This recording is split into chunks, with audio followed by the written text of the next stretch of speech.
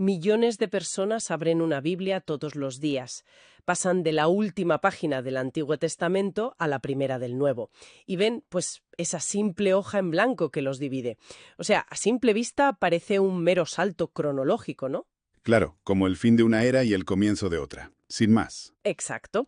Pero según la transcripción de una ponencia teológica que estamos analizando a fondo hoy, impartida por el pastor Wilmer Zúñiga en la Iglesia Bautista Reformada de Grecia, esa división esconde algo mucho más grande.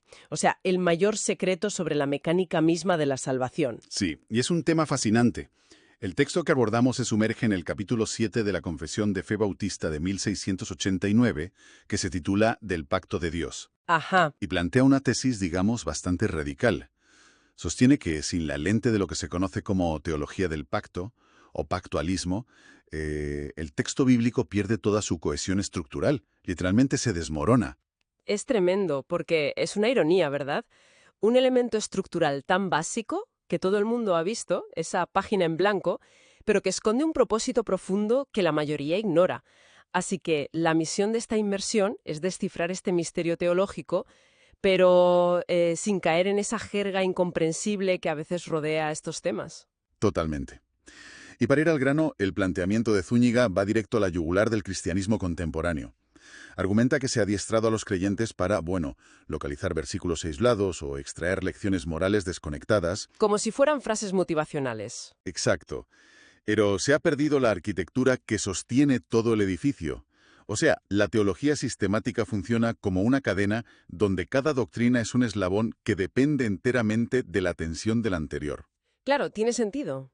Y claro, ignorar los pactos divinos, que según la fuente son el andamiaje histórico y lógico de las Escrituras, pues equivale a tener una cadena con los eslabones principales reventados. Y aquí la ponencia introduce un concepto que a mí me parece clave, que es la afirmación de que todo el mundo es teólogo. Fíjate que esa afirmación desmonta un poco el mito de que la teología es una disciplina reservada, no sé, para académicos encerrados en monasterios o seminarios. Sí, esa visión anticuada. El texto defiende que, desde el momento en que un ser humano formula un concepto sobre lo divino, sobre el origen del mundo o sobre la justicia última, pues ya está ejerciendo como teólogo. O sea, hasta un niño lo es. Totalmente cierto. Tener un concepto de Dios ya te otorga ese título. Claro. Entonces, el verdadero dilema no es si uno hace teología o no, sino si se es un buen o un mal teólogo. Y para sostener esto, la fuente cita figuras de muchísimo peso histórico como Charles Spurgeon y al teólogo contemporáneo James Renihan, quienes insisten en que dominar esta teología del pacto es, digamos, la única herramienta hermenéutica válida. Es la lente integradora indispensable. Es como, a ver si te gusta esta analogía, es como ver el final de una saga cinematográfica súper compleja sin haber visto las películas de origen de los personajes. Muy buena, sí. Hay mucha acción, ves las explosiones, pero falta el contexto crucial. No entiendes las motivaciones. Exacto, no entiendes por qué hacen lo que hacen. Pero a ver, si esto es tan fundamental, ¿cuál es el riesgo práctico de tener una teología desfragmentada o de ignorar directamente estos eslabones? Pues el riesgo es hartísimo. El texto advierte que ignorar esta lente integradora desemboca irremediablemente en la mala praxis y en un pragmatismo superficial en la fe. Madre mía. Y para entender la magnitud de esto, basta con observar la propia estructura lógica de la Confesión de 1689. Por ejemplo, el capítulo 6 aborda la caída de la humanidad y la depravación radical. O sea, el problema raíz. Eso es. Un desastre de proporciones cósmicas que exige, por pura necesidad de justicia, la intervención de un mediador, que es una figura que se desarrolla luego en el capítulo 8, centrado en Cristo. Vale, capítulo 6, el problema, capítulo 8, la solución. ¿Y el 7? Pues el capítulo 7, el de los pactos, es precisamente el puente maestro que conecta ambos extremos. Sin la mecánica del pacto, la salvación parece un capricho divino, como una especie de amnistía arbitraria que violaría la propia justicia del Creador. Claro, o sea, sin el pacto, el puente se cae. Vamos a detenernos un momento en ese extremo del puente que menciona el capítulo 6, la caída. Porque la fuente dedica un espacio vital a explicar la magnitud de esa ruptura original. Se habla del pacto de obras original, en el Edén. Sí, y aquí el matiz es absolutamente crítico. ¿Y tanto?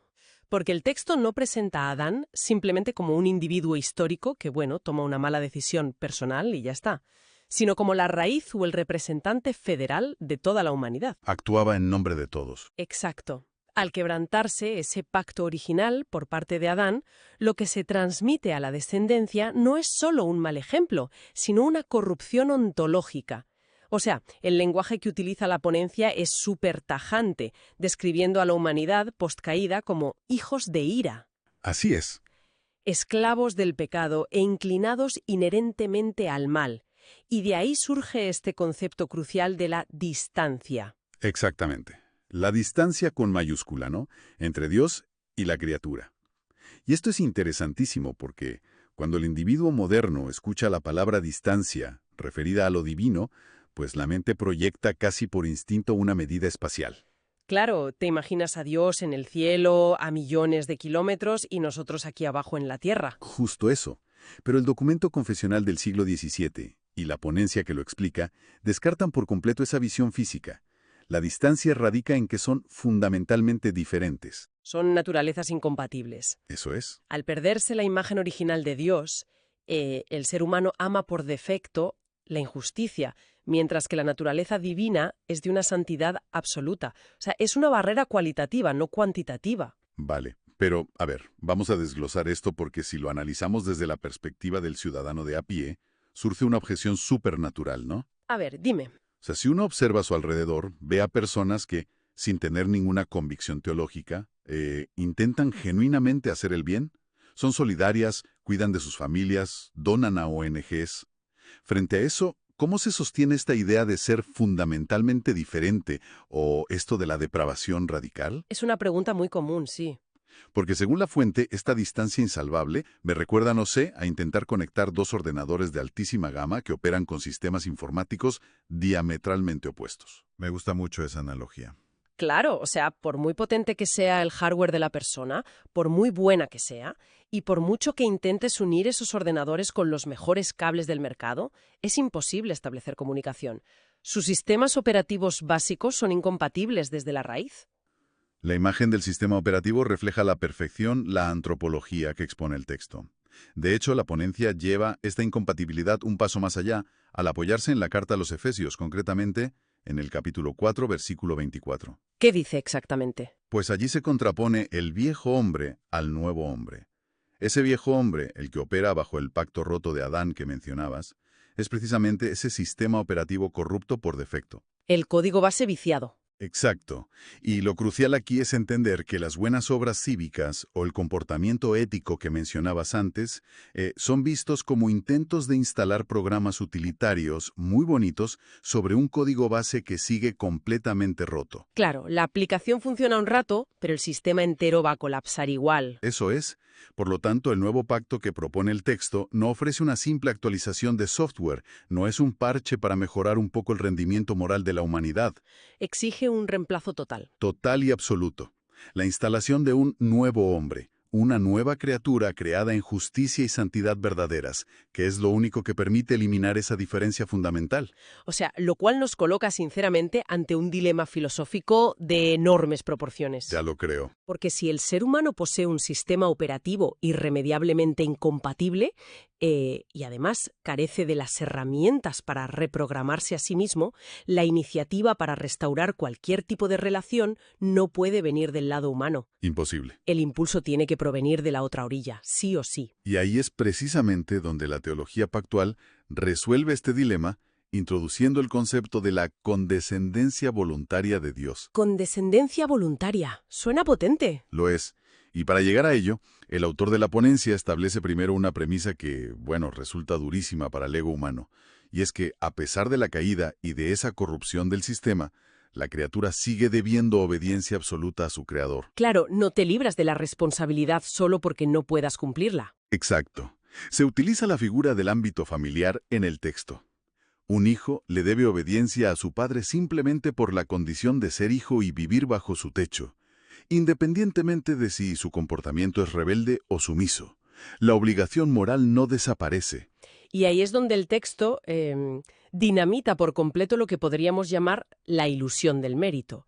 Destruye la idea de que la obediencia genera una deuda por parte de la divinidad. Se rompe por completo esa ilusión, sí. Porque la fuente es categórica. Incluso en el hipotético caso de que un ser humano lograra una obediencia perfecta e inmaculada, Dios no le debe absolutamente nada. Nada de nada. Cero. El teólogo cita el Evangelio de Lucas, capítulo 17, donde se acuña esa expresión tan dura de siervos inútiles, argumentando que quien cumple con su deber no hace más que lo estrictamente exigido. O sea, no generas un saldo a tu favor. Así es. Y para asentar este concepto, la ponencia despliega dos analogías que de verdad tienen un peso narrativo brutal.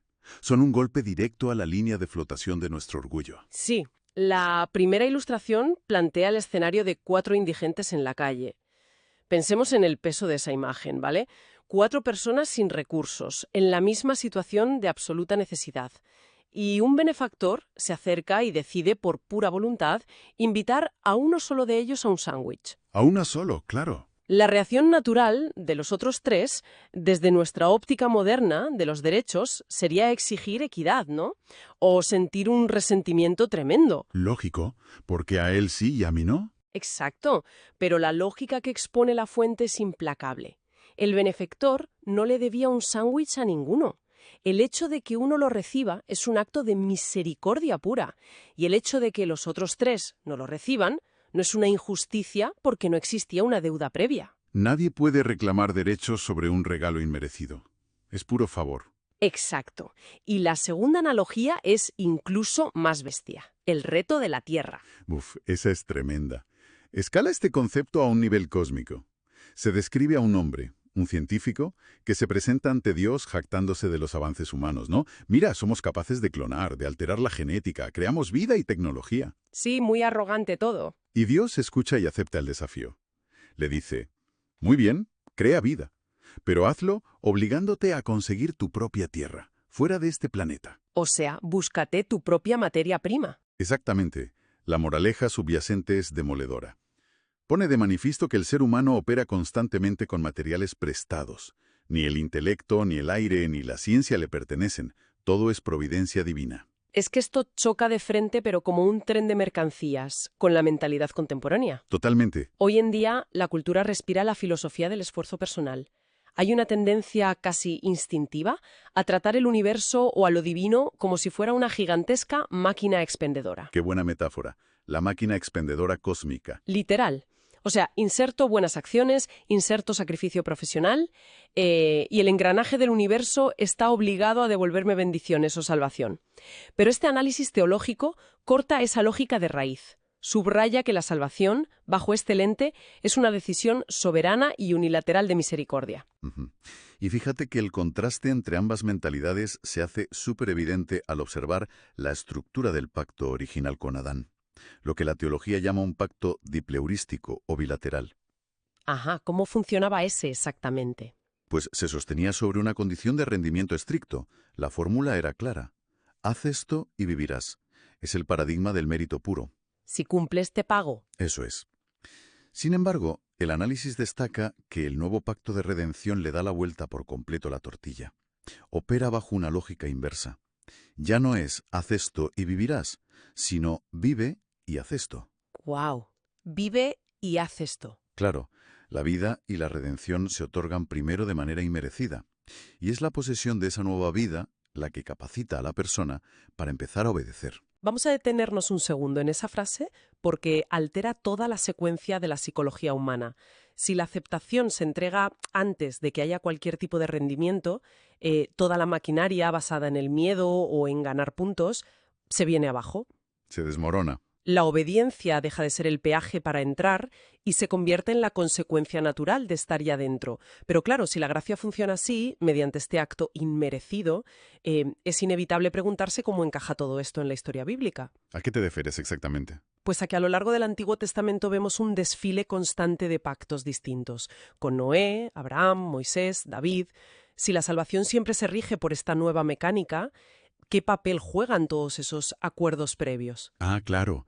Pues mira, aquí la ponencia recurre a la metáfora de los andamios, y me atrevería a decir que es una de las imágenes más clarificadoras del texto. A ver, cuéntame. Todos esos diferentes pactos del Antiguo Testamento, con sus leyes y sacrificios, funcionaron como las estructuras metálicas, los andamios que se levantan alrededor de un edificio en construcción. Los andamios, claro. Ayudaron a estructurar y construir el nuevo pacto. Fueron imprescindibles para que la humanidad comprendiera conceptos como la expiación. Pero una vez que el nuevo pacto se establece, pues los andamios ya no son el foco. Claro. Se retiran porque la obra ya se sostiene por sí misma. Oye, pues es una forma brillante de acercarse a la lectura de textos antiguos. Cambia por completo la perspectiva. Desde luego que sí. Ya no los lees como manuales de instrucciones obsoletos, sino como la ingeniería estructural necesaria para sostener una idea moderna. Uno ya no vive subido al andamio. Pero trasladando esto a la práctica, a la psicología de quien recibe este pacto, la fuente aborda un debate muy candente. Sí, el tema de la reconciliación. Exacto. ¿Qué pasa con la seguridad de esa reconciliación permanente? Porque la fuente corrige una enseñanza que es bastante común. Sí, el texto es implacable, corrigiendo esa falsa enseñanza de que si alguien recae en viejos comportamientos o en el mundo, pues necesita volver a reconciliarse. Como si perdieras el estatus constantemente. Exacto. Bajo la lógica del pactualismo, una vez que estás reconciliado en el pacto, es para siempre. Y vuelve a emerger la analogía de la paternidad. Si un hijo se porta mal, amerita disciplina. Quizás una muy severa. Pero no deja de ser hijo ni se rompe la relación fundamental. El ADN no cambia por portarse mal. Exacto. Y de hecho el bautismo y la cena del Señor operan precisamente como las señales de esta inclusión permanente. Claro. Pero a ver, el escepticismo moderno inmediatamente levantaría la mano aquí. Si la posición está garantizada y no depende del mérito, ¿no ese es un cheque en blanco para hacer lo que te dé la gana? Es la objeción típica, sí. Pero la ponencia se anticipa a eso. Centra la atención en la evidencia práctica de pertenecer al pacto, que no es otra que la transformación progresiva, o sea, el nuevo hombre. Tiene que haber resultados visibles de ese nuevo sistema operativo. Exacto. Y el autor ofrece una perspectiva muy chula sobre cómo evaluar esto. En lugar de las típicas resoluciones de Año Nuevo, como ir al gimnasio o cosas así, la verdadera métrica debería ser ¿qué tanto se formó Cristo en mí en comparación con el año anterior? ¡Qué buena pregunta! Sí, soy más paciente, más justo, me parezco más al ideal del pacto. Y al interiorizar esto junto con la seguridad permanente que hablábamos, se produce un cambio psicológico brutal. Porque elimina el miedo constante a perder la posición, claro. Exacto. Sustituye ese terror por un acercamiento basado en la gratitud y la adoración informada, como cuando se toma la cena del Señor con un mejor entendimiento sabiendo que es una celebración de inclusión inmerecida. Pues fíjate, ha sido un recorrido intelectual sumamente denso y revelador a través de esta ponencia de Zúñiga. Ha sido una pasada, sí. Comenzamos descubriendo que todos operan bajo alguna teología. Pasamos por esa distancia insalvable creada por la diferencia fundamental de naturalezas, como esos sistemas operativos incompatibles, Sí, hasta llegar a la condescendencia voluntaria ilustrada por esas potentes analogías del sándwich y la tierra prestada, rematando con los andamios históricos que sostienen el nuevo pacto de gracia. Y me encanta la metáfora visual con la que el autor cierra todo esto. es preciosa, la verdad. Compara la teología y los textos sagrados con un mar sin fondo. Dice que quedarse en la orilla solo permite ver arena y conchas. Te mojas los pies y ya está. Exacto. Pero hacer una verdadera inmersión hacia las profundidades revela arrecifes de coral y barcos hundidos llenos de tesoros que enriquecen totalmente el entendimiento. Una inmersión que desde luego exige desprenderse de muchísima soberbia, ¿eh? Y esto nos deja con una reflexión final casi provocadora para quien nos escucha, porque esto trasciende el propio texto. A ver, cuéntame. Si, como expone esta teología, la naturaleza humana es fundamentalmente diferente e incompatible con la santidad divina y necesita una reconciliación soberana, ¿cómo altera esto nuestra visión sociológica moderna sobre la bondad humana universal? Es que choca de frente. Totalmente. Y más aún, si los antiguos pactos fueron andamios necesarios para que la humanidad comprendiera la gracia, pues la pregunta que nos queda votando es ¿qué andamios culturales o filosóficos podríamos estar utilizando nosotros hoy sin darnos cuenta para sostener nuestras propias creencias sobre la justicia y el mérito? Es una pregunta para darle muchas vueltas, la verdad. Sin duda. Invitamos a la audiencia a sumergirse en sus propias aguas profundas para averiguarlo. Nos despedimos por hoy. Hasta la próxima inmersión.